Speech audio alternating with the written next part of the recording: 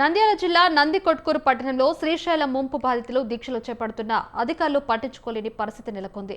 100 రోజులుగా రిలే నిరాహార దీక్ష చేపడుతున్న అధికారులు పట్టించుకోవట్లేదు. నేతల తీరును నిరసిస్తూ నీటి ముంపు బాధితులు రిలే నిరాహార ర్యాలీ నిర్వహించారు. సుంకులమ్మ గుడి దగ్గర నుంచి పటేల్ సెంటర్ వరకు ర్యాలీ తీశారు. నీటి ముంపు నిర్వాసితులకు వైసీపీ, సిపిఎం, సిపిఐ ఇతర ప్రజా సంఘాల నేతలు ఈ ర్యాలీకి సంఘీభావం తెలిపారు. నిర్వాసితులకు జీవో 98 ప్రకారం న్యాయం చేసి మిగిలిన 674 మందికి ఉద్యోగాలు కల్పించాలని రాయలసీమ నీటి సంఘం అధ్యక్షుడు దశరథి రామిరెడ్డి డిమాండ్ చేశారు.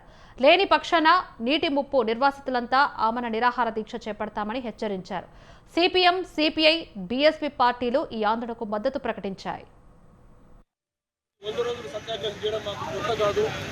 వైసీపీ ప్రభుత్వం అధికారంలో కూడా 100 రోజులు చేశాం. ఆ రోజు కేసులు ఈ రోజు కూడా బెయిల్ కోసం తిరుగుతూ ఉన్నాం. మరి ఆ రోజు ఆ ప్రభుత్వం కేసులు పెట్టింది, ఈ రోజు ఈ ప్రభుత్వం కూడా ఈరోజు మన ఇక్కడ నిలబడడానికి మన కేసులు పెట్టొచ్చు. అంటే కేసులు పెడుతున్నారు కానీ ఉద్యోగాలు ఇవ్వని ప్రభుత్వాలు, అది ఏ ప్రభుత్వమైనా ఇక్కడ ఉన్న సందర్భంలో మనం గమనించుకోవాల్సింది, మనం ప్రజలను గొర్రెల్లాగా ఆ పార్టీ ఈ పార్టీ చుట్టూ కాకుండా నిలదీసేలాగా మీరు ఈరోజు చెప్తున్నారు. ప్రతిపక్ష పార్టీ నేతలందరూ కూడా మీ పార్టీ అధినేత దీని మీద ఒక రాష్ట్ర స్థాయిలో ఒక తీర్మానం